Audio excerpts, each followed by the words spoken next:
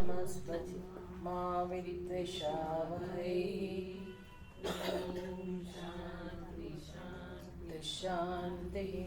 ॐ श्रुतिस्मृतिपुराणानाम् आलयं करुणालयं नमामि भगवत्पादं शङ्करं लोकशङ्करं। शङ्करं शङ्कराचार्यं केशवं बादरायणं सूत्रभाष्यकृतौ वन्दे भगवन्तौ पुनः पुनः। ईश्वरो गुरुरात्मेति मूर्तिभेदविभागिने व्योमवद्व्याप्तदेहाय दक्षिणामूर्तये नमः। ॐ सदाशिवसमारम्भाम् शङ्कराचार्यमध्यमाम् अस्मदाचार्यपर्यन्ताम् वन्दे गुरुपरम्पराम्।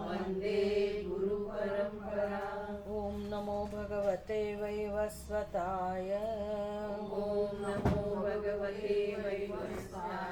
मृत्यवे ब्रह्मविद्याचार्याय नचिकेतसे च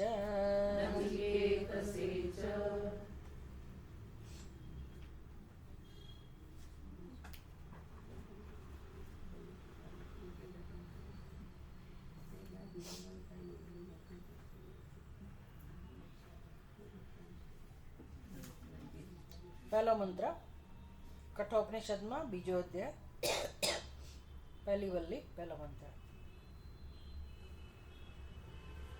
પરાંચિકાની વ્યતૃણત સ્વયંભૂઃ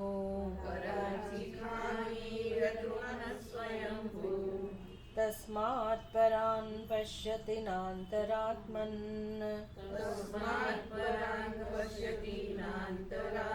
કશ્ચિદ ધીરઃ પ્રત્યગાત્માનમૈક્ષત.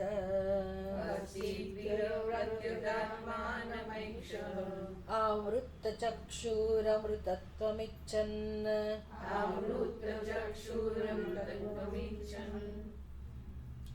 પરાંચિખાની વ્યતૃણત સ્વયંભૂઃ તસ્માत् પરાન પશ્યતિ ન અંતરાત્મન. કશ્ચિદ ધીરઃ પ્રત્યગાત્માનમ ઐક્ષત. આવૃત્તચક્ષુઃ અમૃતત્વમિચ્છन्. સ્વયંભૂઃ એટલે પરમાત્મા. એમણે શું કર્યું છે તો કે ઇન્દ્રિયોનું સર્જન બહિર્મુખ બનાવેલું છે. એટલે કોઈ પણ શરીર કેમ ના હોય આ સૃષ્ટિની અંદર, કોઈ પણ ઉપાધિ કેમ ના હોય, જીવજંતુ નાનામાં નાનું જીવજંતુ હોય, મનુષ્ય હોય કે દેવતા હોય, દરેકે દરેક શરીર, દરેકે દરેક ઉપાધિનું સર્જન એવી રીતે કરવામાં આવ્યું છે. સર્જન કરનાર પરમાત્માએ એવું સર્જન કર્યું છે, એવી રીતે સર્જન થયું છે કે બધી ઇન્દ્રિયો બહારની તરફ ગોઠવાયેલી છે. આ બહારનું બધું આપણું વ્યક્તિત્વ એની વાત છે. શું થયું? કોણે કરવાની હોય?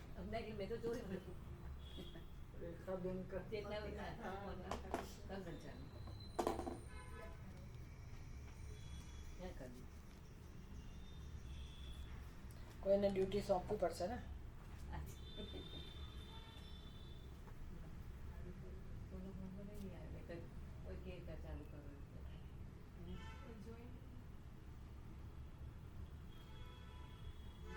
તમારા બધામાં નહીં ચાલે એટલું બધું, કારણ કે તમારા વાઈફાઈ નહીં હોય.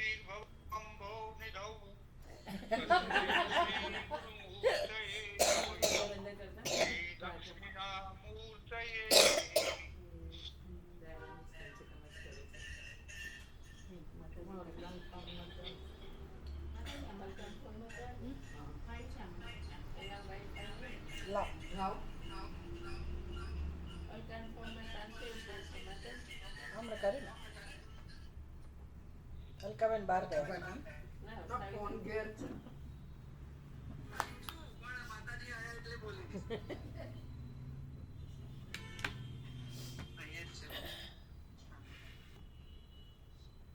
તમે લોકોએ તો ક્લાસ ચાલુ કરી દીધો. ક્લાસ ચાલે છે, અમારો ક્લાસ ચાલુ થઈ ગયો. આમ તો કોઈને યાદ નહોતું કે તમને મીટિંગ ખોલવાની હોય, કોઈને યાદ નહોતું. ક્લાસ ચાલુ થઈ ગયો. કઠોપનિષદ પહેલો બીજો અધ્યાય, પહેલી વલ્લી અને પહેલો મંત્ર.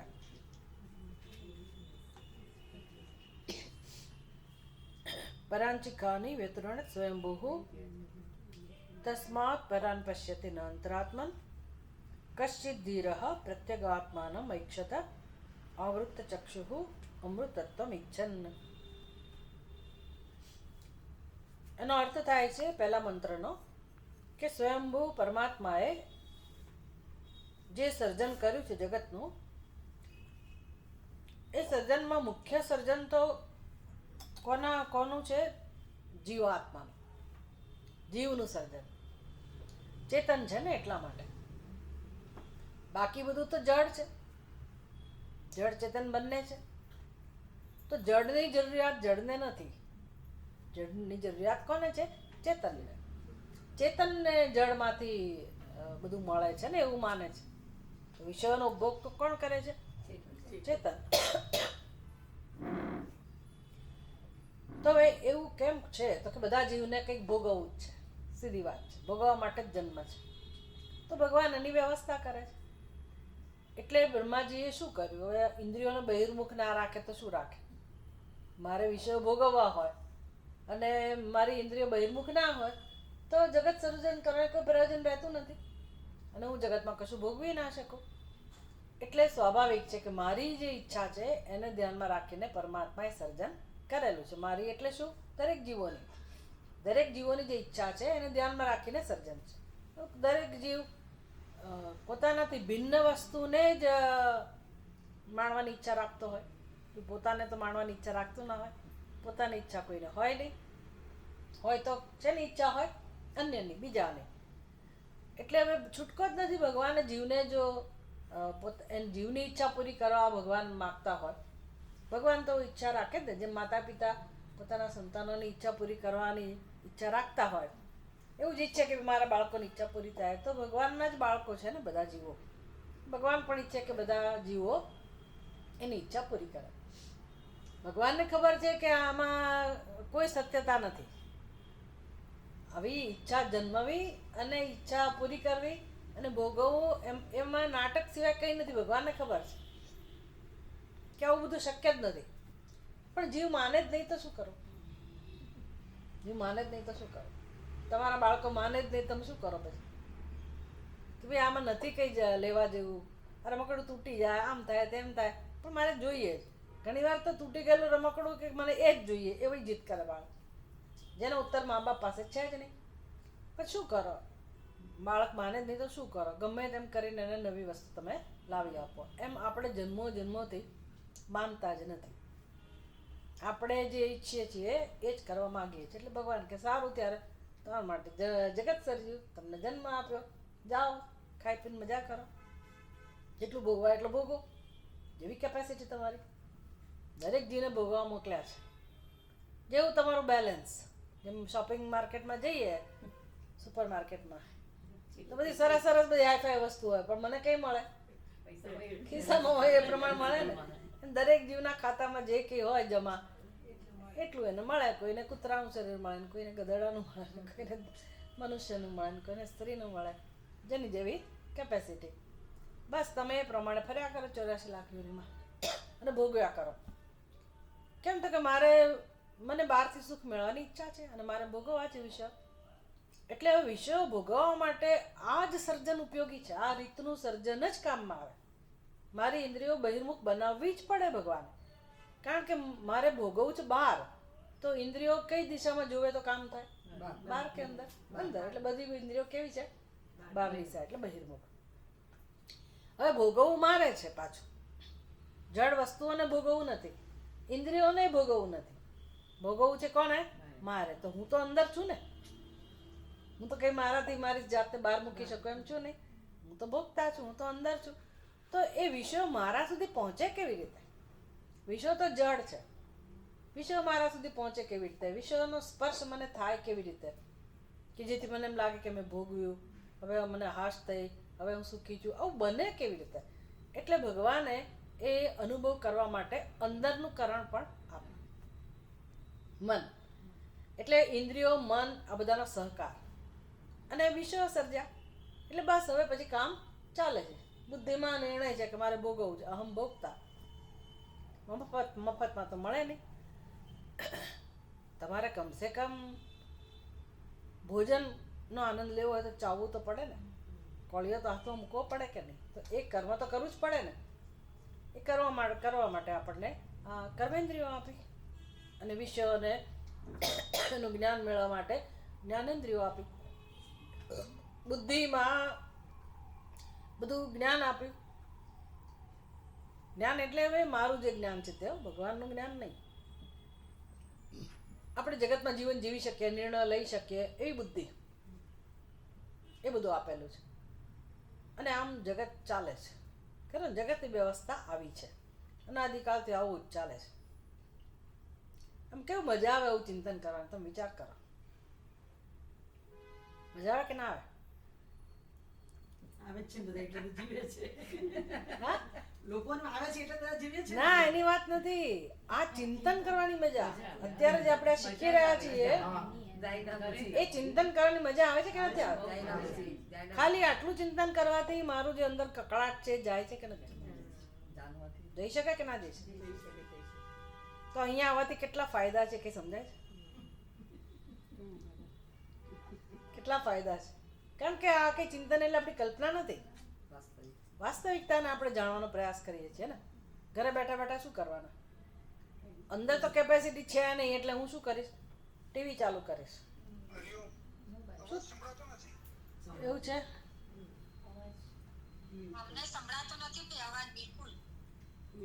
તમે બધા બહેરા થઈ ગયા.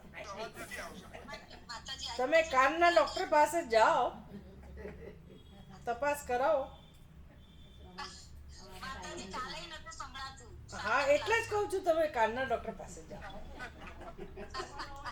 જો અહીંયા બેઠેલા બધાને સંભળાય છે, અને હું એ બોલું જ છું.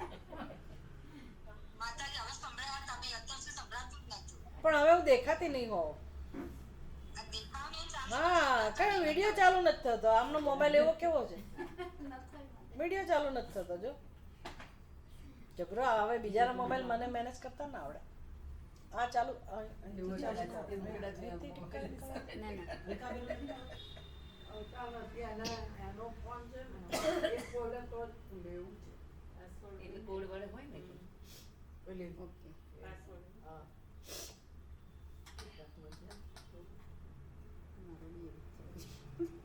કશો વાંધો નહીં. મારો ચહેરો નહીં જોઈ શકે એટલું બધું.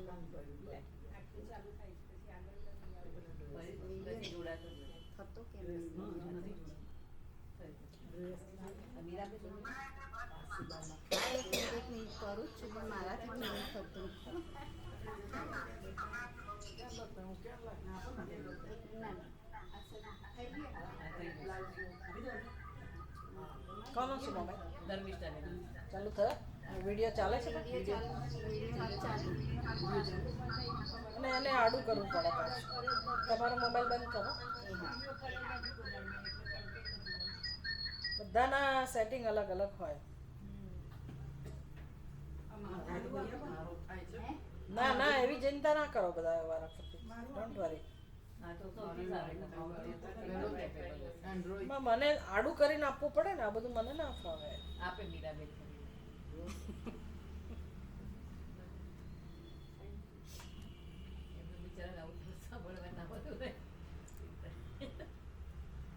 They are sincere, no? It proves they are sincere. નહીં તો બીજા શું કરે? નથી સંભળાતું, બંધ કરીને જતા રહે. ના, ગઈકાલે સાંજનું લેક્ચર એવું જ થયું. એટલો સરસ એ ટોપિક હતો. ત્યાં વાઈફાઈના પ્રોબ્લેમ હતા, એટલે કનેક્ટ થયું.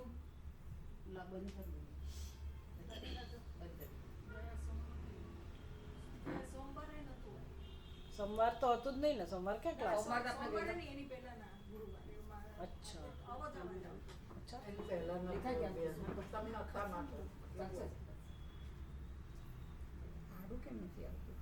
ઉપરથી તમે હા આમ ખુલતા હોય છે. એમ નહીં તમે ઉપરથી પેલું કર્યું છે લોક એનું Yes, અનલોક કર્યું છે ઓટો છે. હા પણ એ ઓટો ઉપર મોડ ઉપર કર્યું હા, છે છે. તો આવી થાય જવું છે. જોઈએ તો એની મેળ આવી જ જાય થઈ ગયું ને હા, જોડું થઈ તો જતું ગયું રહેશે. મીટિંગ જતી રહે Yes. ઉપરમાં કંઈક આવી વાંધો જાય હશે છે. ખબર નહીં. ચાલો ચાલો આમ તો ચાલુ હોય છે. ઓકે વિડીયો ચાલુ છે યસ રાઈટ. હા પણ એ મારું મોઢું એ લોકોને ના દેખાય આમ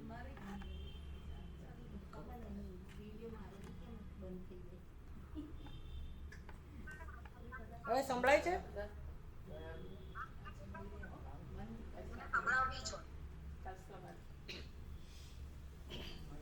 તો જો અમે એવી વાત કરતા હતા કે આવી રીતે આપણે બેસીને થોડુંક આવું ચિંતન કરીએ તો મજા આવે કે ના આવે કે આ સર્જન કેવું બનાવ્યું છે ભગવાને શું કામ બનાવ્યું છે કોઈને એમ લાગે કે આમાં ભગવાન ક્યાં આવ્યું આમાં અધ્યાત્મ ક્યાં આવ્યું આમાં સત્સંગ જેવું છે ક્યાં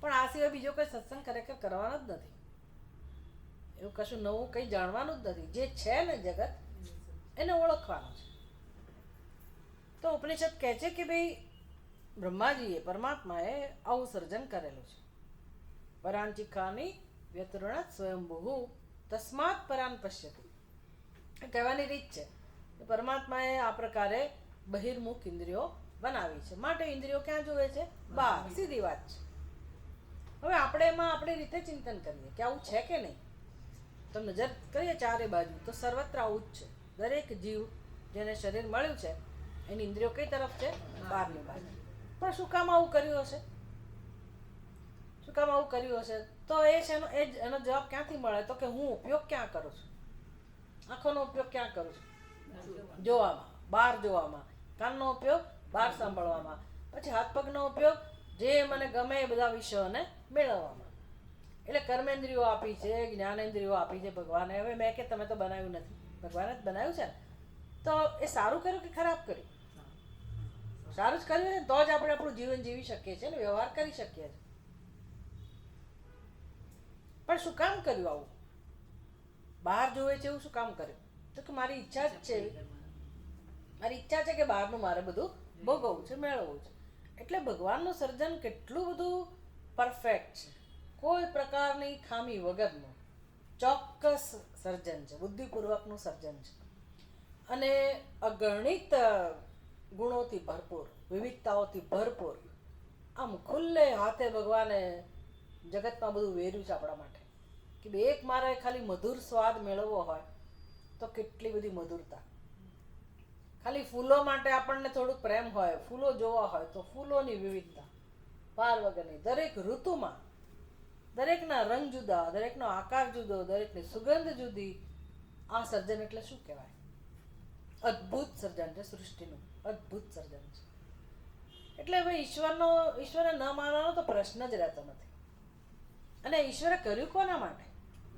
એને કઈ બધું માનવું છે એને તો કઈ રસ નથી કોના માટે કર્યું છે આપણા માટે એના બાળકો માટે આપણા માટે સારું હવે સમજવાનું શું છે આ બધા દ્વારા તો કે જ્યારે હું આવું ચિંતન કરું કે ભગવાને આ પ્રકારની વ્યવસ્થા કરી છે અને આવું જ છે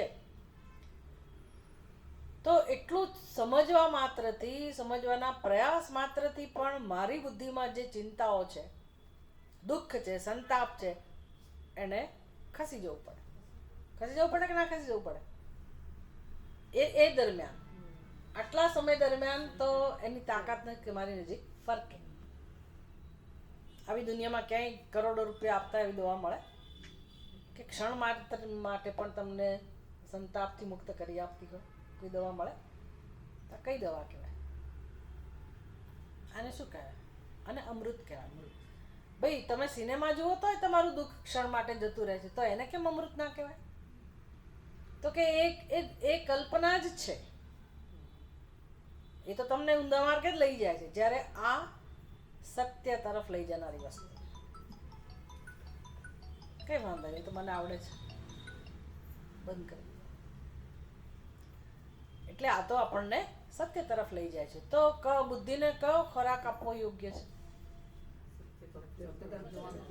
હવે ભલે બહિર્મુખ બનાવી હોય છતાં એવી વ્યવસ્થા પણ છે કે હું સત્યને જાણી શકું તો આવું કરતા કરતા જેમ આપણે હવે સત્યને જાણવું એટલે શું જ્ઞાન પેલી કલ્પના જાણવાથી કોઈ નવું જ્ઞાન મળવાનું નથી. હા, એવું તમને જાણવા મળે કે ઓહો આજકાલ કઈ ફેશન ચાલે છે, હેરસ્ટાઈલ કઈ ચાલે છે, ઘરેણાં કયા, પેલા કપડાં કયા. એટલે મેરેજમાં જવાનું સિઝન હોય તો પછી આપણે વિચાર કરીએ ને કે કેવા કપડાં બનાવવા જોઈએ, કેવા કપડાં લેવા જોઈએ. એ બધો ખોરાક મળી રહે, મસાલો મળી રહે, પણ આપણે જાણતા નથી કે એ બધો મસાલો જ છેવટે વાસના બને છે. આપણી અંદર સંસ્કાર જમા થાય અને બસ એ બહિર્મુખ જ રાખનારો પ્રવાસ છે ને. જ્યારે આ ચિંતન કરવાથી ધીરે ધીરે આપણે સત્યની નજીક જઈએ છીએ અને એ પછી જે સંસ્કાર જમા થાય એ સંસ્કાર ધીરે ધીરે મને પરમાત્મા તરફ અથવા તો મુક્તિ તરફ, જે દુઃખમાંથી મુક્તિ ઈચ્છું છું એના તરફ મને લઈ જાય છે. આટલી કિંમત છે આની, એટલે આ દવાને અમૃત કહેવાય છે, જ્ઞાનામૃત. હજી આમાં કે આત્માની વાત તો આવી જ નથી. ખાલી આપણે આવું જ જાણ્યું કે મારી આંખો કેમ બહાર જોવે છે, મારા કાન કેમ બહારનું સાંભળે છે, બધી ઇન્દ્રિયો કેમ બહારની તરફ જોવે છે.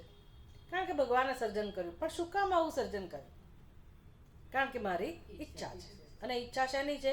મારાથી ભિન્ન વસ્તુઓને માણવાની, ભોગવવાની. હવે ક્યારથી આ કાર્યક્રમ ચાલે છે? ક્યાંથી ચાલતો હશે? મેં કહ્યું ને, તમારી કેપેસિટી પ્રમાણે તમને મળ્યા કરે નવા નવા શરીરો. તો ખબર નથી કયા કાળથી આ ચાલ્યું આવતું હશે. અને એક જન્મના, આ જન્મના જ કેટલાક વર્ષના સંસ્કાર એવા તાજા હોય આપણી અંદર, એ બધા ઘા કે જે આપણે ભૂલી ના શકતા હોય.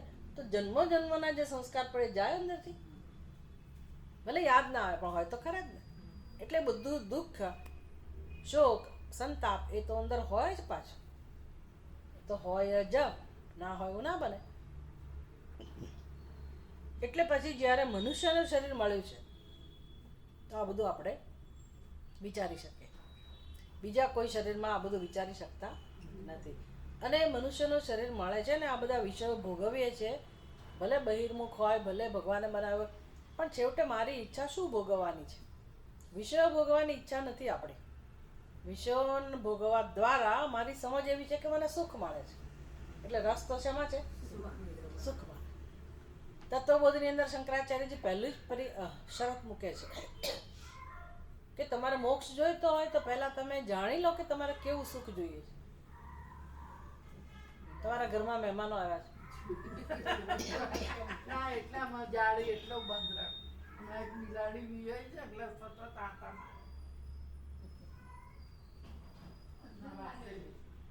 બે બાજુ વાસેલી. પણ એમને સંભળાતો નહીં હોય. એના બચ્ચાઓનો હોત જ.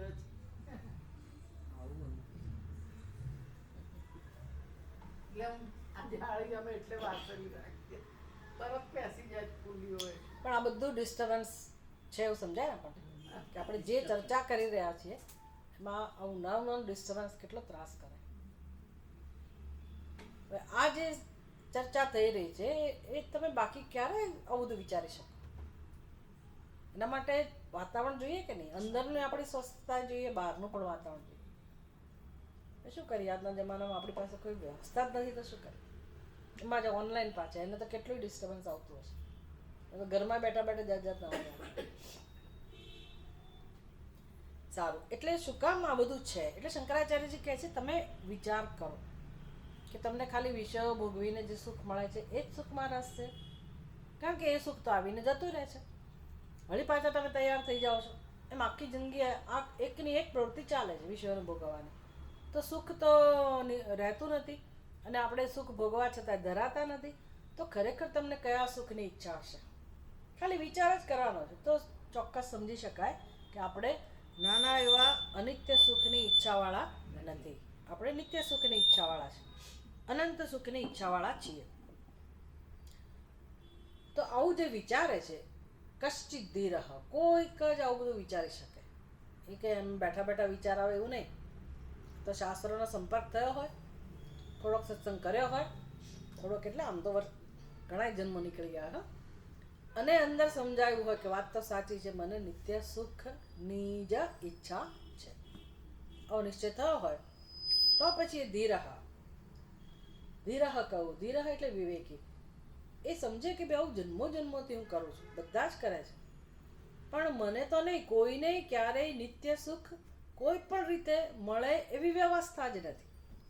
કેમ તો કે નિત્ય સુખ ત્યાંથી જ મળે જેનો સ્વભાવ નિત્ય હોય. જગતમાં તો બધું અનિત્ય છે અને હું એ સમજી શકું એમ છું. એવું નહીં કે મારે માની લેવાનું છે કે અનિત્ય.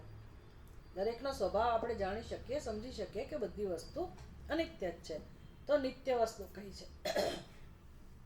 પહેલા તો વિવેક એ કે મને નિત્ય સુખમાં જ રસ છે. બીજું, નિત્ય સુખ એકલી બેસી બારીમાંથી આવી ગયું. એવું નહીં, અંદર જ છે. એટલે તો આપણે એમને ઊભા કર્યા હતા. હવે પ્લેટફોર્મ ઉપર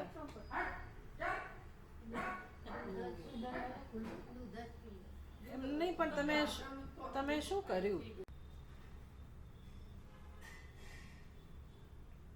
એટલે કહે છે કશ્ચિત ધીરઃ, કોઈક જ એવો વ્યક્તિ હોય, કોઈક એટલે કોઈક જ સમજી લેવાનું હો.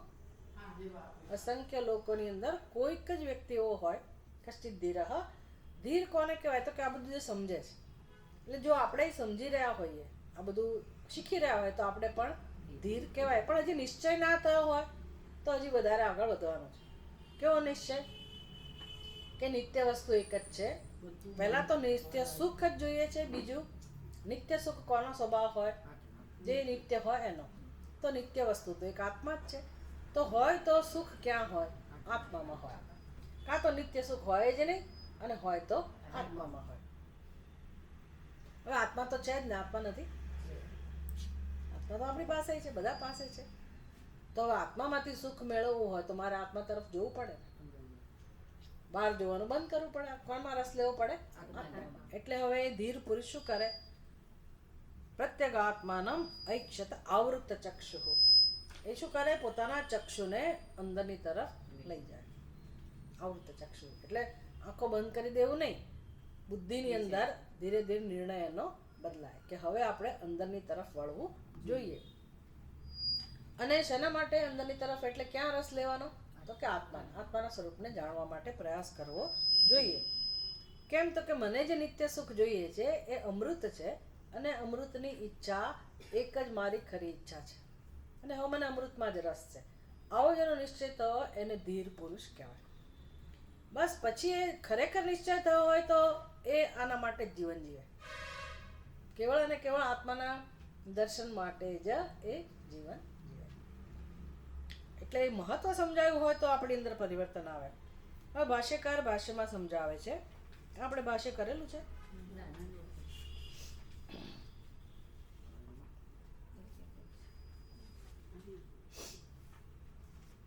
પરાંચી ખાની થોડુંક કરેલું છે.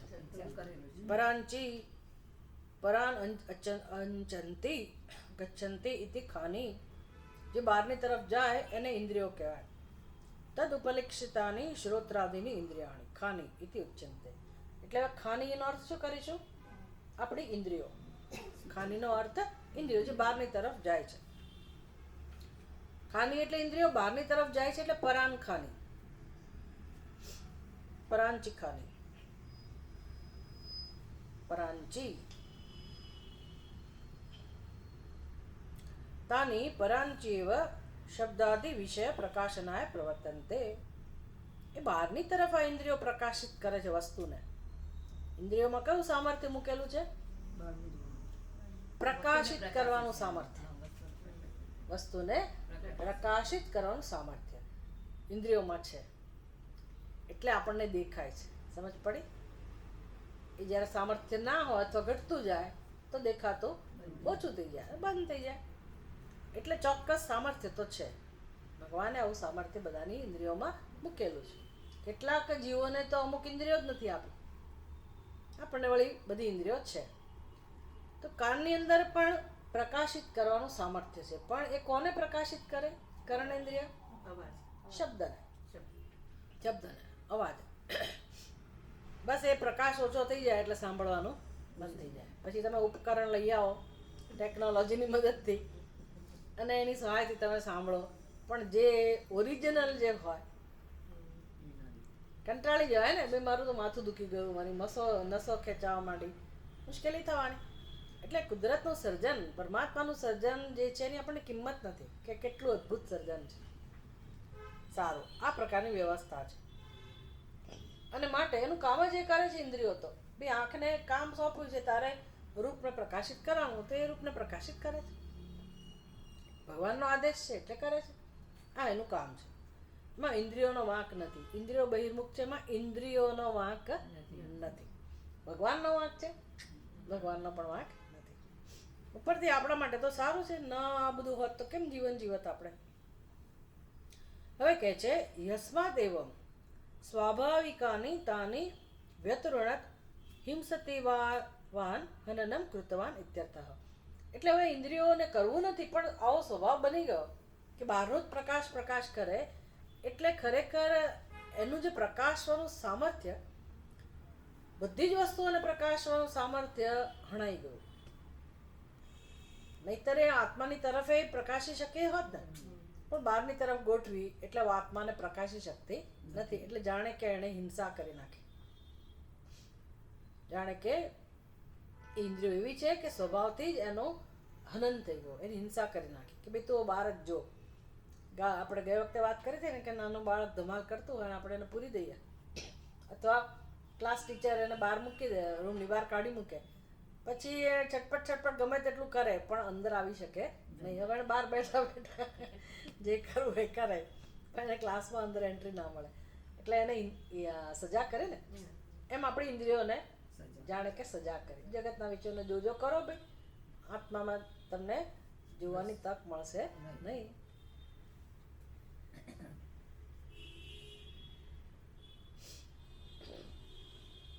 સ્વયંભૂ કહ સૌ કોણે આવું કર્યું ભાઈ જે શક્તિશાળી છે સ્વયં એવ સ્વતંત્ર જે પોતે સ્વતંત્ર છે એ ક્યારેય પરતંત્ર નથી એવા સ્વયંભૂ એટલે કે પરમાત્માએ આવું સર્જન કર્યું તસ્માત પરાન અર્થાત પરાગરૂપાન અનાત્મભૂતાન શબ્દાદીન પશ્યંતી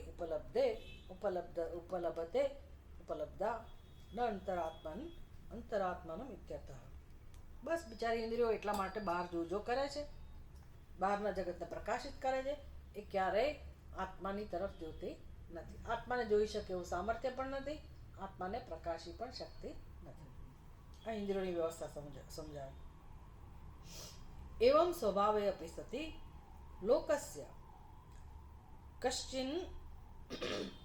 કશ્ચિત નદ્યાઃ પ્રતિસ્રોતઃ પ્રવર્તનમ ઇવ ધીરઃ ધીમાન વિવેકી પ્રત્યગાત્માનમ પ્રત્યક ચ અસૌ આત્મા ચ ઇતિ પ્રત્યગાત્મા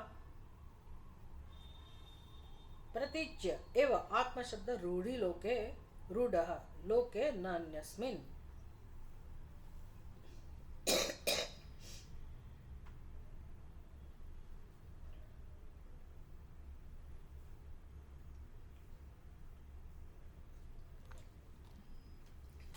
બધા જ લોકોનો સ્વભાવ આવો છે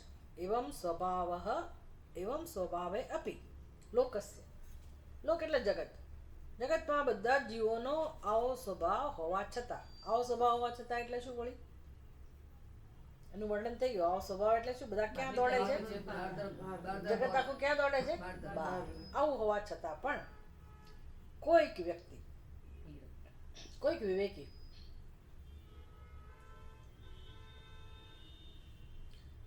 જાણે કે નદીના પ્રવાહને વિપરીત કરી દીધો હોય કેટલીક નદીઓ છે ને નદીઓનો પ્રવાહ કઈ દિશામાં જતો હોય નદીઓ કઈ તરફ વહેતી હોય ઉત્તર દક્ષિણ પૂર્વ પશ્ચિમ ક્યાં વહેતી હોય ક્યાંય પણ નદી નીકળતી હોય એને જવું ક્યાં હોય સમુદ્ર કારણ એનો પ્રવાહ સમુદ્ર ગમે તેટલું વચ્ચે તમે અવરોધ મૂકો એક રસ્તો કાઢી જ લે છે અને ક્યાં જશે સમુદ્ર તરફ એટલે નદીનો પ્રવાહ હંમેશા કેવો હોય સમુદ્ર તરફ પણ ટેકનોલોજી દ્વારા તમે એના પ્રવાહને વિપરીત લઈ શકો આપણે અમરકંટક ગયા તો ખબર છે ત્યાં કથા હતી નર્મદા મૈયાની માયકી બગિયા અને બધી જગ્યાએ આપણે ગયા હતા તો ત્યાં સોનના એવી કથા છે કે નર્મદાજીના વિવાહ થવાના હતા સોન સાથે અને પછી કંઈક એની ફ્રેન્ડને મોકલેલી હતી ને એને ચીટિંગ કરીને બધું થયું પછી ખબર પડી કે આ છેતરાયા છે તો એમણે એનો પ્રવાહ વાળી લીધો ઊંધી દિશામાં એ ગયા જ નહીં એને ટર્ન લઈ લીધો હજી પણ આવું જ છે ત્યાં આગળનો પ્રવાહ ઊંધી દિશામાં છે. તો જાણે કે પ્રવાહને ઊંધી દિશા વાળી લીધો હોય એવી રીતે આખું જગત આ પ્રકારે બહિર્મુખ છે, પણ કોઈક વ્યક્તિ એવો છે કે જેનો આ પ્રવાહ થંભી ગયો અને એણે ધીરે ધીરે વિપરીત દિશામાં પોતાનો પ્રવાહ શરૂ કર્યો. હોય કોઈક લોકો એવા અંતર્મુખ બન્યા.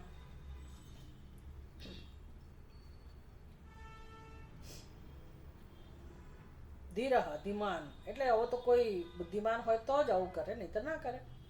પ્રત્યેગાત્માનમ પ્રત્યેગાત્મા એટલે શું? પ્રત્યક્ષ આત્મા છે ઇતિ પ્રત્યેગાત્મા એની વ્યાખ્યા કરી. પ્રત્યેગાત્મા કોને કહેવાય? પ્રત્યેક પણ છે અને આત્મા પણ છે. પ્રત્યેક એટલે શું?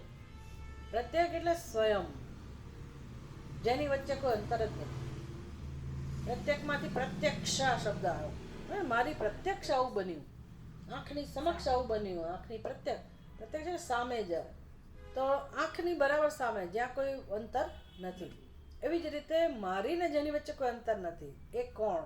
તો કે આત્મા, સ્વયં પોતે. પ્રત્યક્ષ આત્મા ચ અપી અન્ન પ્રત્યેગાત્મા. પ્રતીચી એવો આત્મશબ્દ રૂઢ લોકે ન અન્યસ્મિન. એ આત્મા શબ્દ હંમેશા પોતાના માટે જ વપરાય છે, એ જગત માટે વપરાતો નથી.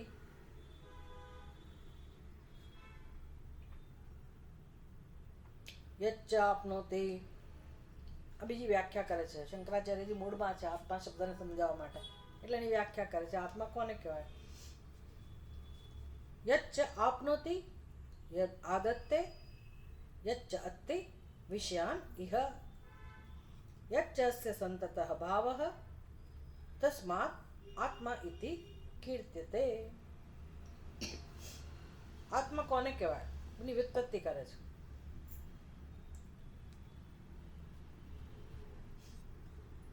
આત્માનો એક અર્થ થાય આપનોતિ. આપનોતિ આપનોતિ એટલે શું? વ્યાપનોતિ, જે બધે ફેલાઈને રહે એના આત્મા. આકાશ બધે જ ફેલાયેલું છે ને, અને આત્મા આકાશની અંદર પણ ફેલાયેલો છે. એનો સ્વભાવ જ છે, જે બધે ફેલાયેલો હોય એનું નામ આત્મા.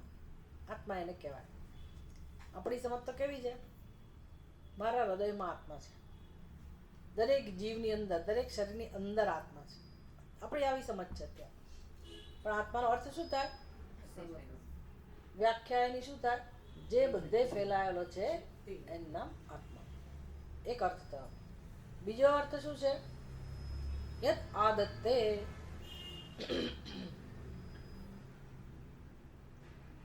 આદત્તે એટલે જે ગ્રહણ કરે છે.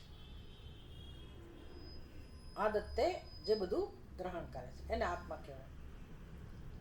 યચ્ચ અત્તિ, એક તો બધાને વ્યાપ્ત કરે છે, ગ્રહણ કરે છે, અને ત્રીજું યચ્ચ અત્તિ વિષયાન. વિષયાન અત્તિ એ શું કરે છે? વિષયોને ખાઈ જાય છે. વિષયોને ખાઈ જાય છે. આશ્ચર્ય છે. વિષયોના આત્મા કઈ રીતે ખાય? આત્મા કઈ રીતે ખાતો હશે? તમે જ કહો છો ને કે મેં ખાધું, તો કોણે ખાધું? શરીરે ખાધું? શરીરે ખાધું? કોણે ખાધું? આપણે જ ખાધું ને, તો આપણે એટલે આત્મા જ ને. તો આત્મા ખાય જ છે ને. જે આપો એ બધું ખાધા કરે છે. આત્માનો સ્વભાવ છે ખાવું. વિષયોને ખાવા એટલે ભોગવવા. ખાવું એટલે શું? ભોગવવું. ભર્તા ભોગતા ઉપદ્રષ્ટાનુમંતા ચ ભર્તા ભોગતા મહેશ્વરઃ. ક્યાં સાંભળ્યું જાવ? ગીતામાં, ભગવદ્ ગીતામાં કહે છે ને ભગવાન, ઉપદ્રષ્ટાનુમંતા ચ ભક્તા ભર્તા ભોગતા મહેશ્વર. આત્મા આવો છે. ઉપદ્રષ્ટા છે, હનુમંતા છે, ભર્તા છે, ભોગતા છે.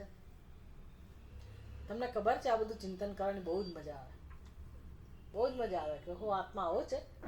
એટલે આપણે કોણ છીએ, શું છીએ એ બધું સમજાય આપણને. તસ્માત આત્મા ઇતિ કીર્ત્યતે. યચ્ચ અસ્ય સંતતઃ ભાવઃ. આવો એનો ભાવ હોવાથી. સદભાવ, સંતતઃ ભાવઃ એટલે સર્વદા સદભાવ છે માટે નામ આત્મા છે. આવી સ્મૃતિ છે. સ્મૃતિની અંદર આ બધા વાક્ય છે. તમ પ્રત્યગાત્માનમ સ્વમ સ્વભાવમ ઐક્ષત અપશ્યત પશ્યતિ ઇત્યર્થ. એટલે આ ધીર મનુષ્ય આવા પ્રત્યેગાત્માનું દર્શન કરી રહ્યો છે.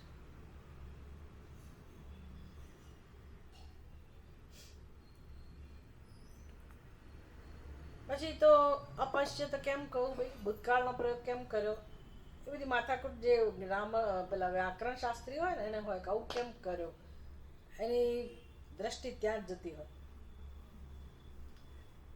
પંડિત લોકો હોય ને, વિદ્વાન લોકો, એને કંઈ પણ આપો ને તમે લખેલું વાંચવા, તો એ પહેલી નજર એની ક્યાં જાય, રસ્વ દીર્ઘ હોવું જોઈએ ને, આમ થવું છે તેમ થવું છે ને.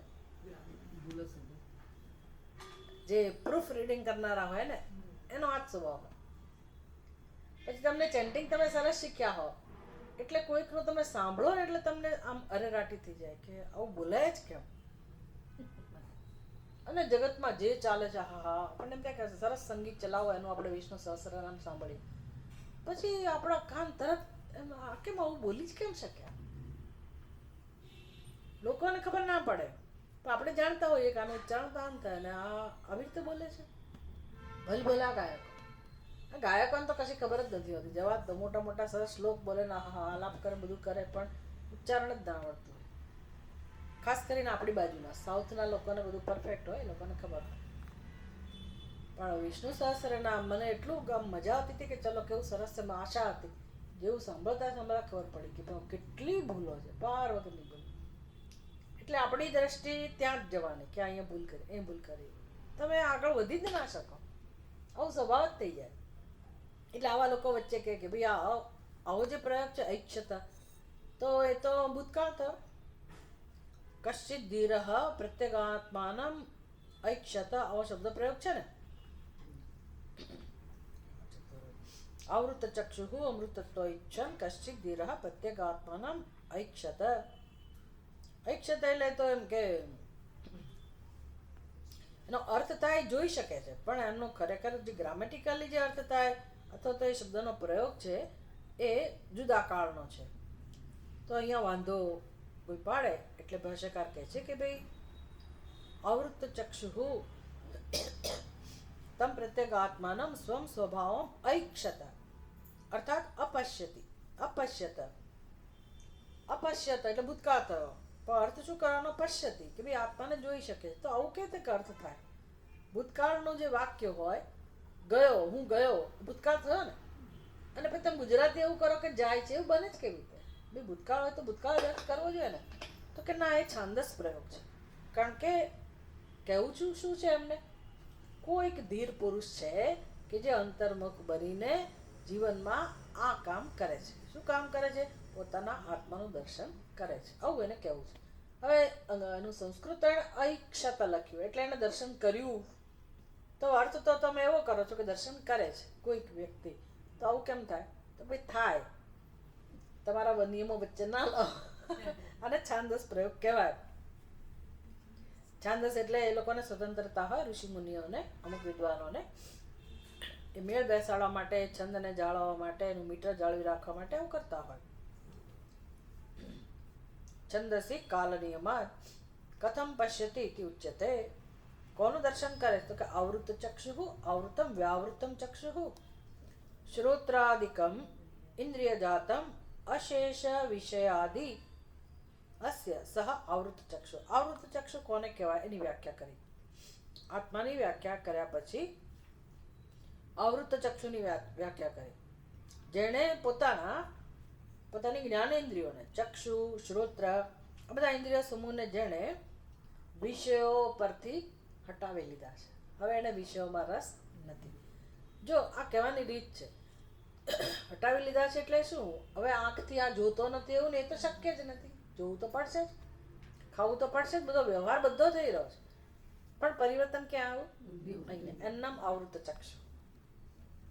વ્યવહાર કરી રહ્યો છે પણ અંદરથી બુદ્ધિ એની કામ કરી રહી છે. સમજ એની બદલાઈ ગઈ છે, જીવન પ્રત્યેની સમજમાં પરિવર્તન, કે મારે શું કામ કરવાનું છે. આ એની દિશા બદલાઈ ગઈ, બહુ મોટું પરિવર્તન. સહ એવં સંસ્કૃત એટલે ઓલી બાજુ સંસ્કૃત ભાષા નહીં, એવમ સંસ્કૃત એટલે આવા સંસ્કાર જેની અંદર પડ્યા છે. કઈક દિવસમાં તો આ થાય નહીં.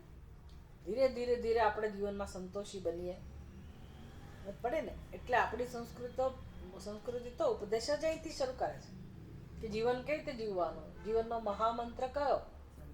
સંતોષી નર સદા સુખી. ભલે ને મારે આત્માનું દર્શન ના કરવું હોય, ભલે મોક્ષમાં રસ ના હોય, ભલે ભરપૂર વિષયો ભોગવવામાં રસ હોય, તો પણ ગૃહસ્થી માટે પણ ખરેખર એનો ઉપદેશ કયો છે? સંસ્કાર કયા છે આપણી સંસ્કૃતિમાં? સંતોષી નર સદા સુખી. શું કામ આવું કહ્યું હશે? નહીતર લોભ ને થોભ નથી અને દોડવાનું ચાલુ જ રહેવાનું, જે અત્યારે જોવા મળે છે. ક્યાંય તમને કોઈ જગ્યાએ કોઈ માણસ અટકતો એવું જણાય છે? નેવર. જ્યાં સુધી શરીરમાં તાકાત છે, છેલ્લે ક્ષણ સુધી દોડવાનું જ ચાલુ રાખશે. કોઈને આત્માના સંદર્ભમાં કોઈ વિચાર આવતો જ નથી. અને આપણી સંસ્કૃતિમાં વ્યવસ્થા છે. ભગવાનને ખબર હતી કે આ માણસ આવું જ કરશે, એટલે આપણને બાંધેલા છે. શેમાં બાંધેલા છે? વર્ણ અને આશ્રમ વ્યવસ્થામાં.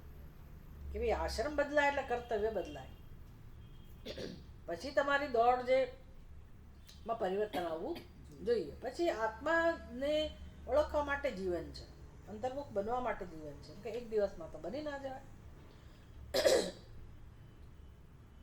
એટલે સંતોષી. સંસ્કૃત એટલે શું? સંસ્કૃત એટલે જેને સંસ્કૃત ભાષા નહીં, આવા સંસ્કાર કે ભાઈ ચલો જીવનમાં હવે સંતોષ લાવો અને હવે બંધ કરો બહારનું દોડવાનું, આત્માની તરફ આગળ વધો.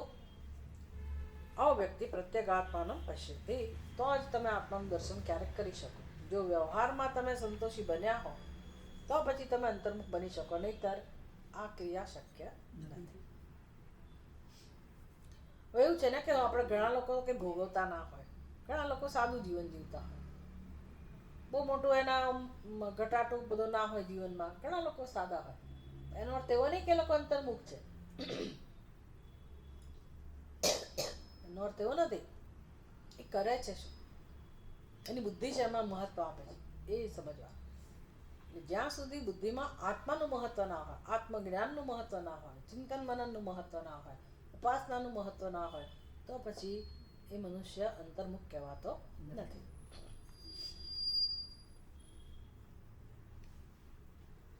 નહીં બાહ્ય વિષય લોચન પરત્વમ પ્રત્યગાત્મૈક્ષણમ ચ એકસ્ય સંભવતી. આવું કેમ કહે છે ભગવાન? કહે છે, ભાષ્યકાર કહે છે કે બંને વસ્તુ સાથે શક્ય નથી.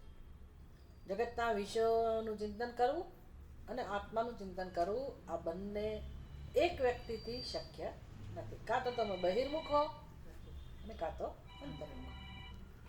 મોટા ભાગે કેવા હોઈએ આપણે? બહિર્મુખ. સ્વાભાવિક છે, એમાં કોઈનો વાંક નથી. બહિર્મુખ જ હોવાના. દુનિયા બહિર્મુખ જ હોય. કોઈક જ વ્યક્તિ ધીરે ધીરે ધીરે આ બધું શીખે અને પછી એને સમજાય કે હવે મારે અંતર્મુખ બનવું જોઈએ. વિવેકથી જ આ બધું શક્ય બને. કિમર્થમ પુનઃ ઇત્થમ મહતા પ્રયાસેન સ્વભાવ પ્રવૃત્તિ નિરોધમ કૃત્વા ધીરઃ પ્રત્યેગાત્માનં પશ્યતિ ઇતિ ઉચ્યતે.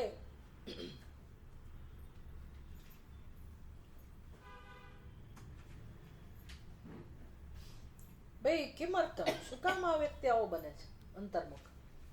કારણ કે અંતર્મુખ બનવું એટલે ભગીરથ પ્રયાસ. ભગીરથ પ્રયાસ. દૃષ્ટાંત આપ્યું ને કે નદીઓને દોડવાની, નદીઓ ક્યાં દોડવાની? સમુદ્ર તરફ જ દોડે. એને કોઈ રોકી જ ના શકે ખરેખર તો. એમ આપણી અંદર જે બધા આવેગો છે, તમે વિચાર કરજો. અત્યારે તો આપણે એટલે સામાન્ય મનુષ્ય પોતાના આવેગોને જાણતો જ નથી હોતો. આપણે પોતાના આવેગોને જ્યારે જાણીએ ત્યારે ખબર પડે. અત્યારે આવેગો આપણને નડતા ના હોય, અત્યારે આવેગો અનુકૂળ જણાય. આવેગ આમ ઉત્પન્ન કરીએ, બી પોઝિટિવ, બી પોઝિટિવ. જુદી વસ્તુ છે બી પોઝિટિવ, પણ કામ કરો, મહેનત કરો, આગળ વધો. હા ને, એટલે આપણને એમ લાગે કે ચલો કરી રહ્યા છે તો બહુ સારું, બહુ સારું. આપણને બધું ગમે. કેટલી ઝડપથી હું કામ કરી બતાવું ને કેટલી ઝડપથી સિદ્ધિ પ્રાપ્ત કરેલું ને કેમ આમ કરેલું ને કેમ પેલું કરેલું, આ બધું આવેગ વગર થતું નથી. શ્રમ જોઈએ, જબરજસ્ત શ્રમ જોઈએ.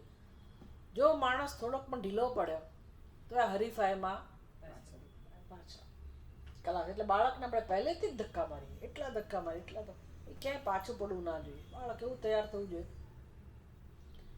અને પછી વિષયોના ભોગના સંસ્કાર, એટલે એ સંસ્કાર શું કરે, જમા થયેલા સંસ્કાર એક શક્તિ બની જાય. કશું દેખાય નહીં, હલચલ ના દેખાય, પણ એ જબરજસ્ત શક્તિ હોય આપણી અંદર. એ ધક્કો મારે આપણને કે આ મેળવી લાવો, પેલું મેળવી લાવો, અને એવું સ્વરૂપ ધારણ કરે કે મારે આ જોઈએ જ, કેમ ના જ મળે, મને જોઈશે જ. તમે જોયું હશે બાળકોમાં, યંગ બ્લડ હોય એમાં પણ આ જોઈએ જ, આ જોઈએ જ. આ બધું આવેગ વસ્તુ છે. શરીરના આવેગ હોય પહેલાં, કે ઝડપથી આપણે કામ કરતા હોય, આ કરતા હોય, બળ હોય ત્યાં સુધી આ બધું થતું હોય. એની સાથે બીજો આવેગ કયો હોય? મનનો. મનમાં એ બધા તીવ્ર નિર્ણયો હોય, તીવ્ર ઈચ્છા હોય, બધા આવેગો હોય, એ આપણને પ્રેરે પ્રવૃત્તિ કરવા. બહારનો આવેગ પછી પહેલા મનનો આવેગ. પછી તમે ગરડા થાવ એટલે કે આવેગ ગમે તેટલો અંદરથી હોય પણ બહારથી પગ સાથ આપે તો હું દોડું. જાત જાતના લોકો વિડીયો મૂકે ને તો મને બહુ જ એમ થાય કે હો. એક સરસ મેં વિડીયો જોયો હતો, રીલ, નાના વિડીયો એટલે નાના રીલ, કે પેલા નાનું છોકરું સ્કૂલે જતું હોય અથવા રમતું હોય તો આમ એક પગ આગળ કરે ને બીજું પગ પાછળ આમ ઉડતા ઉડતા જતા હોય. પછી એનું જોઈને બીજું એને કોપી કરીને એમ કર્યું, પછી એનાથી મોટું એણે કોપી કરી, એમ બધા કોપી કરીને આમ એટલે આમ જીવનનો આમ જેને કહે ને કે સરસ મજાનો નિર્દોષ આનંદ લે, એટલે ઉછળીને એમ. આપણે એવું કરતા જ નાના હતા. હવે આપણને ઘણું એમ થાય ચલો આપણે કરીએ. ચાલો આવું કેમ નહીં થતું આપણને, આવું કેમ પહેલા કરી શકતા તો હવે કેમ નથી થતું? ભાઈ ના થાય, ના થાય. એટલે કેવું સરસ છે આમ એક પગે આમ ઉછળવું. હવે તમારું બેલેન્સ રહેતું હશે. જો તમે ધ્યાન આપ્યું હોત તો કરી શકતા, ધ્યાન આપ્યું હોત એ દિશામાં કે ભાઈ આવું હોવું જોઈએ આપણા જીવનમાં, એવું બધું ધ્યાન આપ્યું હોત તો કરી શકે. શક્ય નથી. એટલે પણ મનથી તો ઈચ્છા થઈ ને, મનમાં તો આવે જ છે કે આપણે આમ કરીએ, પણ શરીર સાથ આપતું નથી. ફટાફટ ચડી જઈએ. આહા, પેલા યંગ લોકો ચડે છે, આપણે ફટાફટ ચડી જઈએ પગથિયા, નથી થતું. એટલે શું થયું? શરીરનો આવેગ ઘટી ગયો, પણ મનનો આવેગ તો છે. આ તો બધું આપણા જીવનની વાત છે. પણ આ જ આવેગ હવે જ્યારે મારે આત્માનું ચિંતન કરવું હોય તો આ આવેગ અનુકૂળ છે કે પ્રતિકૂળ છે? પ્રતિકૂળ છે. હવે તો મારે કેવી વ્યવસ્થા જોઈએ ભાઈ? તો કે મારું મન પણ મને સહાયભૂત થાય આત્માના દર્શન કરવા. ભાઈ ધ્યાનમાં બેસવું છે તો મનને એવું થાય કે હવે બિલકુલ શાંતિ હોય, કોઈ વૃત્તિ ના જન્મે, એવું થાય તો કેવું સારું.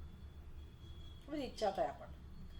કમસે કમ ઘસઘસાટ ઊંઘી જવું હોય તો પણ મનની અંદર વૃત્તિઓ ન જન્મે તો જ ઘસઘસાટ ઊંઘ આવે.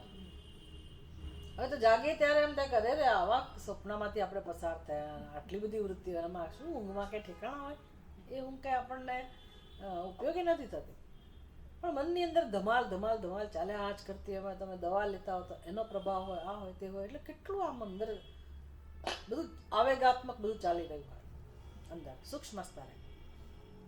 હવે એ સૂક્ષ્મ સ્તરે જે આવેગતા છે એ આપણે ઓળખી શકીએ, બાકી ઓળખાય કેમ? તો કે હવે મારે ધ્યાનમાં બેસે છે એટલે વચ્ચે પેલા આવેગો ત્રાસ કરે છે, શત્રુ સમાન બની ગયા છે. એ મને ધક્કો મારી મારીને ક્યાં લઈ જાય છે? બહિર્મુખ. બીજાનું જ ચિંતન કરાવે, બીજા જ વિષયોનો વિચાર આવે. અને આપણે ઈચ્છીએ કે મારું મન મને સહકાર આપે. તો આટલું બધી મહેનત કરવાની જરૂરત શી છે? બહાર દોડતું હોય તો દોડવા દો ને, ધ્યાનમાં બેસવાની જરૂરત શી છે? એકાંત ચિત્તે શ્રવણ કરવાની, સમજવાની જરૂરત શી છે? આટલો બધો જ્યાં પ્રયાસ રહેલો છે તો આવું કરવાનું શું કામ? એવો પ્રશ્ન છે. કેમ અર્થમ? ભાષ્યકાર પૂછે કેમ અર્થમ? શું કામ આટલો બધો પરિશ્રમ કરીને, આ બધી બહારની પ્રવૃત્તિઓને રોકીને આ ધીર પુરુષ પ્રત્યેક આત્માનું દર્શન કરવા ઈચ્છે છે? આવું શું કામ? શી જરૂર છે આત્માનું દર્શન કરવાની? શી જરૂર છે જ્યારે એની સાથે કોઈ નથી? નથી એની બુદ્ધિ, નથી એનું મન, નથી એની કર્મેન્દ્રિયો, નથી એની જ્ઞાનેન્દ્રિયો, ઘરના તો સાથે નથી જ, એ તો ભૂલી જ જવાનું કે છે. ઘરના તો કોઈ સાથે છે જ નહીં, સ્વજનો સાથે નથી, પોતાના પ્રિય લોકો સાથે નથી હોતા. આ બાબતમાં આપણી બુદ્ધિ એ નથી ઈચ્છતી, આપણું મન એ નથી ઈચ્છતું, ઇન્દ્રિય નથી, તો શું કામ મને તમે આ બધું જબરજસ્તી કે કરો છો? ચલો અમારી વાત તો જોવા દો, પણ પેલો મૂર્ખ માણસ ના કહેવાય જે અંતર્મુખ બનવા ઈચ્છી રહ્યો છે? શું કામ આટલી બધી મહેનત કરતો હશે જીવનમાં? ભાઈ જે છે પ્રવાહમાં દોડ્યા કરો ને, એન્જોય કરો ને. પરિવર્તન લાવવાની જરૂરત છે. અમને જે કરવું હોય કરવા દો ને, અમને ગમે છે એમ કરીએ છીએ. હવે આપણને પ્રશ્ન થાય ને, ચલો આપણા માટે તો થતા, તો કોના માટેનો પ્રશ્ન છે? પેલા ધીર માટે. એ પેલો ધીર બની રહ્યો છે એનો વિરોધ છે કે એ શું કામ આવું કરે છે? મૂર્ખ જ કહેવાય ને. આટલો બધો પ્રયાસ કરાતો હશે. જગતમાં કેટલો બધો આનંદ છે, કેટલું લોકો કેવું એન્જોય કરે, તમે જુઓ તો ખરા. તો એ બધું પડતું મૂકીને આ ભગવાનનું ધ્યાન કરવા બેઠેલો છે, સત્સંગમાં જાય છે.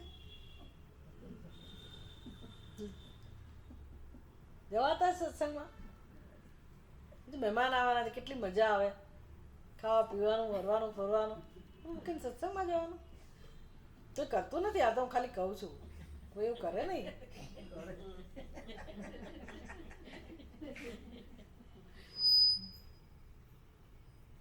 સ્વભાવ પ્રવૃત્તિ નિરોધમ કૃત્વા, ભાઈ સ્વાભાવિક જે પ્રવૃત્તિઓ છે એના ઉપર નિયંત્રણ લાવીને આ ધીર પુરુષ પ્રત્યેક આત્માનમ કિમર્થમ પશ્યતિ, શું કામ આત્મામાં એને રસ છે? એવું શું આત્મામાં છે? આવો પ્રશ્ન છે. એટલે એટલું તો સમજાય આપણને કે આ કામ અત્યંત કઠિન છે, અત્યંત. હાથમાં કંઈક લઈને બેસી જઈએ, ટીવી ખોલી દઈએ, કેટલું સરળ, તરત મારી આંખને મનને એક વિષય મળી જાય ને, મારો સમય પસાર થઈ જાય, અને તો મને સારું લાગે. બધાની આ સ્થિતિ હોય, બધાની. કોઈક આવે તો સારું લાગે એવું ના કહીએ આપણે, કોઈ મળવા આવે તો સારું લાગે, વાતો કરી, ચીતો કરી, ફલાણું થયું, ઠીક હતું. માણસની જરૂરિયાત છે, સ્વાભાવિક છે. અને તમે આ અધીર પુરુષની જે વાત કરો છો, શું કામ આવું કરતો હશે? એવો કયો રહી ગયો છે? તો ભાષ્યકાર કહે છે, અમૃતત્વમ અમરણમ ધર્મત્વમ નિત્ય સ્વભાવતામ ઈચ્છન આત્મનઃ ઇત્યર્થઃ. ભાઈ આત્મામાં શું વસ્તુ છે? તો કે આત્માનો સ્વભાવ, આત્માનું સ્વરૂપ કેવું છે? અમૃત. અમૃતત્વમ, અમૃતત્વમ. અમૃત શબ્દ તો સાંભળ્યો છે ને? દેવતાઓએ અમૃત પીતા હતા, એ અમૃત નહીં. ઘડિયા શેરડીનો રસ પીએ ને, હા અમૃત જેવો છે. નાળિયેરનું પાણી તો અમૃત જેવું છે. બહુ બધું આપણે સ્વાદથી અમૃત તત્વનું અનુમાન કરીએ કે ભાઈ આવું તો મીઠું તો અમૃત જ હોય. એક અર્થ એવો કરો, પણ એ જે અમૃત જેવો સ્વાદ છે ને, એ સ્વાદ જેને કારણે છે એ કેવો હોય? અમૃતનો સ્વાદ જેણે બનાવેલો છે, અથવા એનું પણ જે તત્વ છે એ કેવું હોય? તો અમૃતત્વ હોય જ ને, એ તો મીઠું હોય જ ને, કોઈ પ્રશ્ન જ નથી. પેલું તો સ્વાદેન્દ્રિય દ્વારા હું કલ્પના કરું છું, પણ એ પોતે તો એનાથી પર જ હોય ને. બીજો અર્થ થાય અમૃત એટલે શું? અમૃત, અમૃત તત્વ અને અમૃત તત્વ, જ્યાં મૃત્યુ નામની વસ્તુ નથી. અમરત્વ થાય ને, એ જ કે છે ને અંદર અમૃતત્વ અમરણ ધર્મત્વ. ના સમજાય એટલે આપણને અર્થ કર્યો, અમરણ ધર્મત્વ. ભાઈ આત્મામાં શું રહેલું છે? મરવાનો ધર્મ નથી. સારું કે ખરાબ? સારું. મરવાનો ધર્મ નથી. પેલા બધા આવેગો વાળું જીવન છે એ છેવટે કોને પ્રાપ્ત કરે છે? મૃત્યુને. મનને તો આવેગો નો કોઈ વાંધો નથી, પણ શરીર આવેગોની સાથે દોડી શકતું નથી. એક દિવસ પછડાય છે. ખરેખર મન પણ પછડાય છે, મન પણ પછડાય છે. એટલે આપણે કોનું દૃષ્ટાંત આપીએ છીએ ખબર છે જીવનની સમસ્યા સમજવા માટે? હરણનું, પશુનું. બિચારું હરણ તરસ્યું છે અને દોડે છે, એનો કોઈ વાંક નથી. એને તરસ લાગી છે, પાણી દેખાય છે, અને દોડે છે, એમાં શું ખોટું છે? અને એનો વેગ વધારે છે, બહિર્મુખ છે, વેગ વધારે ઝડપથી દોડે છે. કેમ? તો કે એને જલ્દી પાણી મેળવવું. એમાં ક્યાંય કશું ખોટું છે? દોડ્યા જ કરે, છેલ્લે બિચારું ફસકાઈ પડે છે. શરીરથી ફસકાઈ પડ્યું અને જે તરસ હતી એ પણ એની છીપાઈ નહીં. મનથી પણ એ મર્યું, શરીરથી પણ એ મર્યું. કેમ આવું થયું? What was wrong? પોતાની શક્તિથી દોડી જ રહ્યું હતું, પાણીની તરસ લાગી હતી એટલે દોડતું હતું. એમાં ખોટું શું હતું? કેમ ખોટી હતી? સમજાય પાણી માટે તો દોડતું હતું, દોડ કેમ ખોટી હતી? જ્યાં નહોતું ત્યાં દોડ. દિશા પણ એને તો દેખાતું હતું ને. ખોટી જગ્યાએ દોડ હતી. હાય હાય. એની ભૂલ શું હતી ખબર છે? એની ભૂલ કઈ નહોતી. પાણી દેખાતું હતું એટલે જ દોડતું હતું, ખોટી જગ્યાએ નહોતું દોડતું. પાણી જ્યાં હતું ત્યાં જ દોડતું હતું. એને એમ હતું કે પાણી છે, એ ભ્રમ હતો. સમજ પડી ને? અહીંયા પાણી છે કે કેમ એ બિચારું એ સમજી શકે એવી સ્થિતિમાં નહોતો. આપણને પાણી દેખાય છે, જ્યાં હરણને પાણી દેખાયું ત્યાં આપણને દેખાય છે, પણ આપણે કપડાં ઊંચા લઈને ચાલતા નથી. કેમ? પાણી દેખાય છે પણ આપણે એને ભ્રમ સમજીએ છીએ, આપણે એને સત્ય માની લેતા નથી. પહેલાની શું દશા છે? પાણીને સત્ય માને. આ બધું કામ ક્યાં થયું? બુદ્ધિમાં. બસ આપણે એ જ સ્થિતિમાં છીએ. આંખો જે ઝગમગાટ દેખાડે છે જગતમાં સુખનો, તો આંખોનું કામ છે પ્રકાશિત કરવાનું, અને આંખો મને સુખ દેખાડે છે. બસ એ દેખાડે છે. જગતમાં જે ચળકાટ છે એને મારી બુદ્ધિ સાચું માની લે છે, અને આપણે દોડીએ છીએ. આખું જગત દોડે છે, દોડે જ છે, દોડે જ છે, દોડે જ છે. એની તરસ छिपाती નથી. એને શું પીવું છે? શેની તરસ છે? પાણી નહીં આવે. આપણે પાણી માટે દોડીએ છીએ.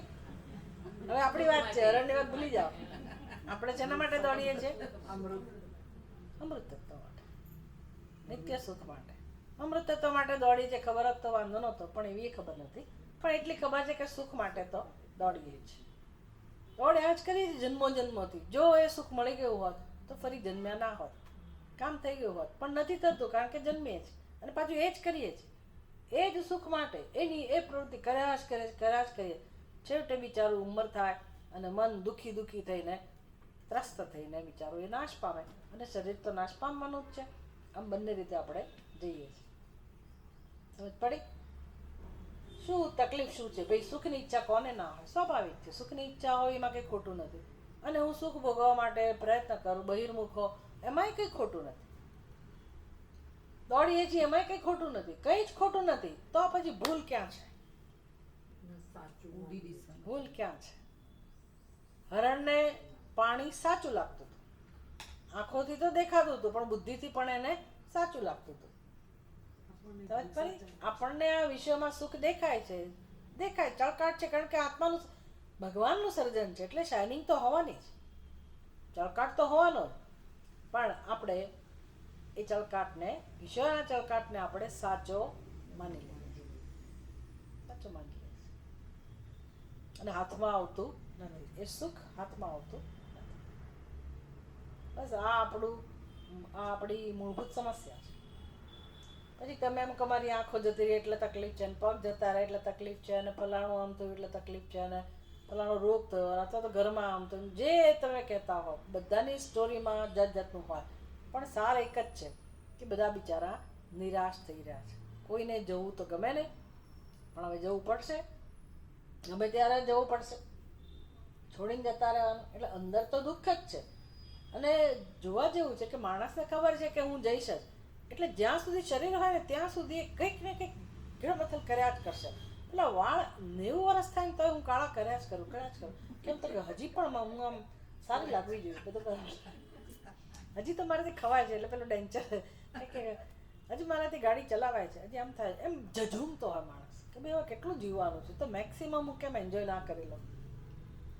બિચારો માણસ કોઈ ખોટું નથી આમ જોવા જતો, પણ જજુમી રહ્યો છે ને. શું કામ? શું કામ? તું પોતે જ અમૃત સ્વરૂપ છે, તું પોતે જ સુખ સ્વરૂપ છે. શું કામ આવું જીવન જીવે છે એ સમજાતું નથી. એ ક્યારે સમજાય?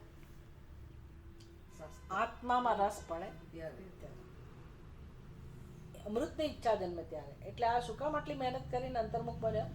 એને અમૃત તત્વ જોઈએ છે. અને અમૃત તત્વ કોનો ધર્મ છે, કોનો સ્વભાવ છે? આત્મા.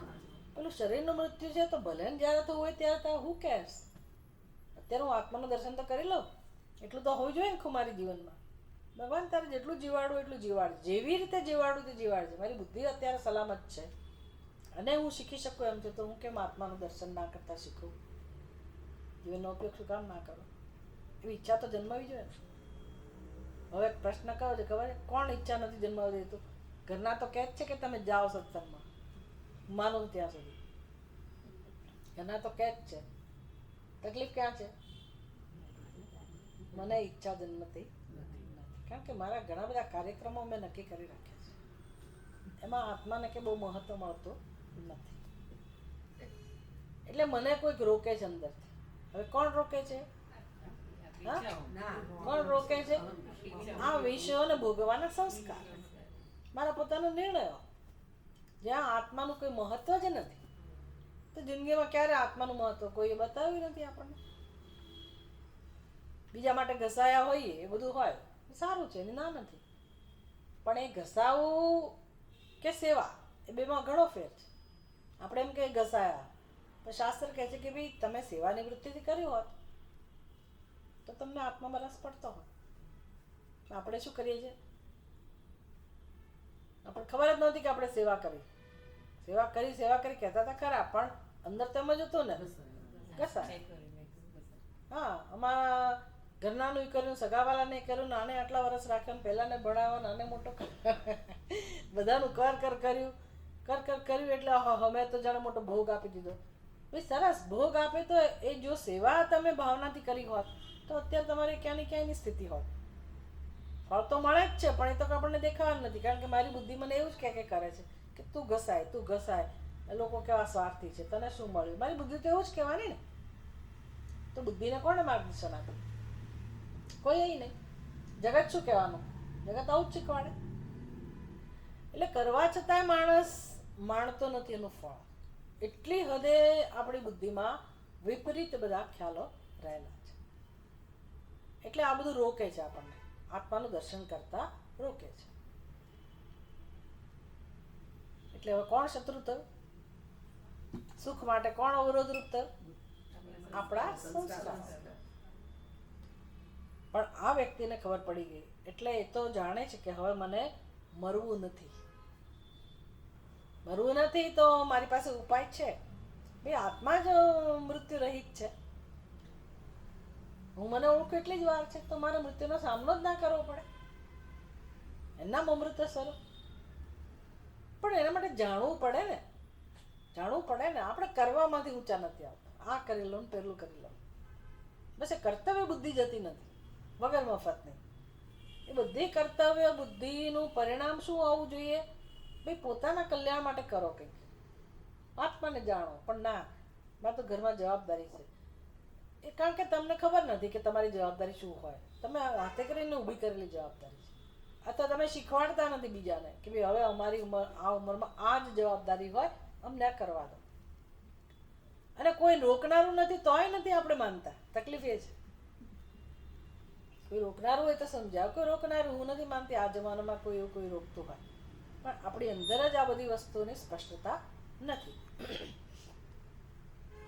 તો આટલી સ્પષ્ટતા જેને થઈ ગઈ એ મનુષ્ય હવે ગમે તેટલું કામ અઘરું હોય તો પણ અંતર્મુખ બનવા ભોગ આપશે, પોતાની રીતે પુરુષાર્થ કરશે.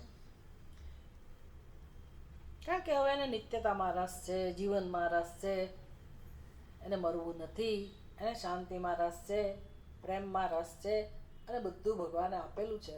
આત્મ સ્વરૂપ જે છે એ આવું જ છે. તો પછી હવે મારે કરવાનું શું રહ્યું? રસ લેવાનો રહ્યો. રસ શેનાથી લેવાય? રસ લેવાનું કામ કોણ કરે છે? રસ લેવા માટે ભગવાને કયું સાધન આપ્યું છે? મન. મન. બુદ્ધિમાં તો નિશ્ચય છે. નિશ્ચય થઈ ગયો કે ભાઈ મને જે જોઈએ છે આત્મામાં જ છે. એ બુદ્ધિનો નિશ્ચય થાય પછી જ મનથી કામ થાય. તો મનનો નિર્ણય થવો જોઈએ ને, મનને રસ પડવો જોઈએ ને. તો એ મનને રસ ક્યારે પડશે? આપણે મહેનત કરીશું ત્યારે. કારણ મન કરતાં બુદ્ધિ વધારે પાવરફુલ છે, શક્તિશાળી છે. પણ બુદ્ધિમાં વિવેક હોય તો એ બુદ્ધિ મનને માર્ગદર્શન આપી શકે. બુદ્ધિમાં જ વિવેક ના હોય તો એ બુદ્ધિ મનને વાળી શકે નહીં. તો આ અધ્યયનથી, આ સત્સંગથી આપણી બુદ્ધિમાં ધીરે ધીરે ધીરે નિર્ણયો મહત્વના બને. સાચું શું અને ખોટું શું. પછી મનને આપણે એ બાજુ ફેરવીએ.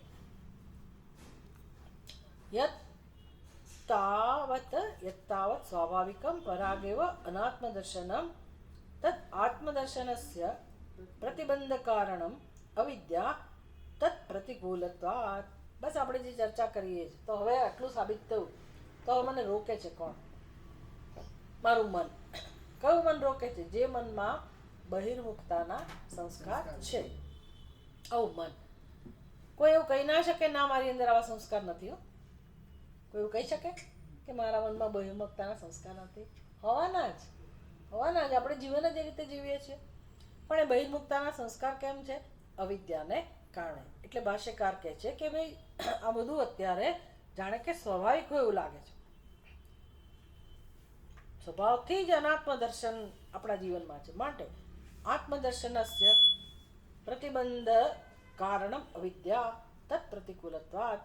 તો હવે વિરોધી કોણ છે? પ્રતિકૂળ કોણ છે આત્મદર્શન માટે? અવિદ્યા. અવિદ્યા હતી એટલે અનાત્મ દર્શન મહત્વનું હતું ને. અનાત્મ દર્શન એટલે શું? બહિર્મુખતા. Very good. અનાત્મ દર્શન એટલે શું? બહારના જગતની સત્યતા, એને અપાતું મહત્વ અને એના પ્રત્યેનું આકર્ષણ. આ બધું કેમ છે? અવિદ્યાને કારણે. હવે ખબર પડી કે આત્મદર્શન કરવાનું છે તો હવે પ્રતિકૂળ, આ જ મન પ્રતિકૂળ બની ગયું ને, જેમાં બહિર્મુખતાના સંસ્કાર છે. એટલે અવિદ્યા પણ પ્રતિકૂળ થઈ. યાચ પરાક્ષેવા વિદ્યોપપ્રદર્શિતેષુ દ્રષ્ટાદ્રષ્ટેષુ ભોગેષુ તૃષ્ણાતાભ્યામ અવિદ્યા તૃષ્ણાભ્યામ પ્રતિબદ્ધાત આત્મદર્શન.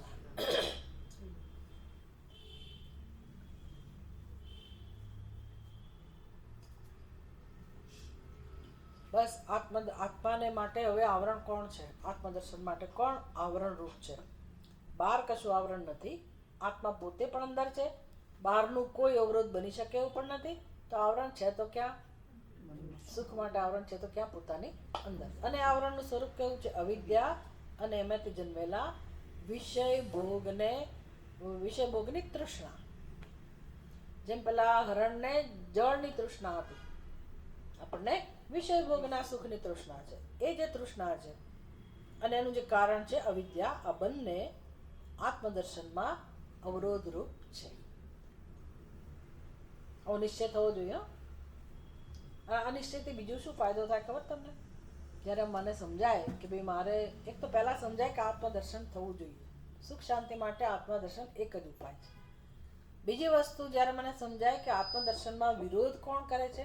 મારું અજ્ઞાન અને સંસ્કાર, બે વસ્તુઓ. આટલું સમજાય એની સાથે આત્મા માટે પ્રેમ તો જન્મે છે. શું કરવાનું છે દિશા મળે આપણને. અને ત્રીજો મહત્વનો ફાયદો કયો થાય? તો કે જગત જે મને દુઃખનું કારણ જણાતું હતું, હવે એ દ્રષ્ટિ રહેતી નથી. તો હવે કોના માટે રાગ ને કોના માટે દ્વેષ? બધું જતું રહે કે નહીં? તો અંદર અશાંતિનો અનુભવ કોણ કરાવે છે? રાગ. ના, પણ પહેલી વ્યક્તિ મારી સાથે આખી જિંદગી આવું જ વ્યવહાર કર્યો છે, એનું શું? હવે તમારી પાસે જવાબ છે કે નથી? છે ભાઈ, એની અંદર અજ્ઞાન છે. મારી અંદર એ અજ્ઞાન હતું, એની અંદર અજ્ઞાન છે. પણ હવે મને ખબર પડી કે મારે શું કરવાનું. હું ભાગ્યશાળી કે એ ભાગ્યશાળી?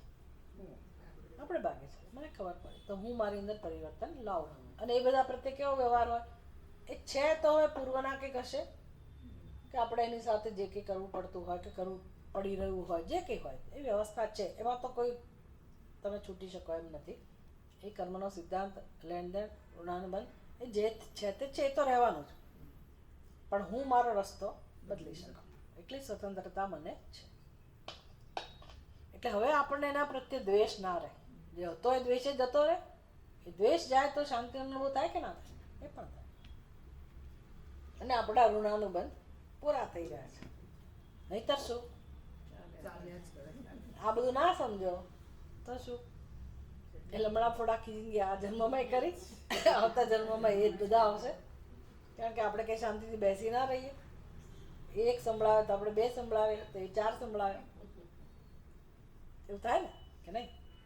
તો ચાલ્યા જ કરવું. આપણે બોલીએ નહીં તો મનથી તો બોલીએ ને, મોઢેથી ના બોલીએ. અંદર તો બે ચાર કહી જ દઈએ ને. એટલે આ જે સંસાર અંદર ચાલી રહ્યો છે એમાંથી મુક્ત થવા માટે હવે શું કરવું? હવે આપણને બતાવશે કે અવિવેકી અને વિવેકી વચ્ચે શું અંતર છે. પરાચ કામાન નુયંતિ બાલાઃ તે મૃત્યોર્યંતિ વિતતસ્ય પાશમ અત ધીરા અમૃતત્વમિજિત્વા ધ્રુવમધ્રુવોષ્વિહ ન પ્રાર્થયન્તે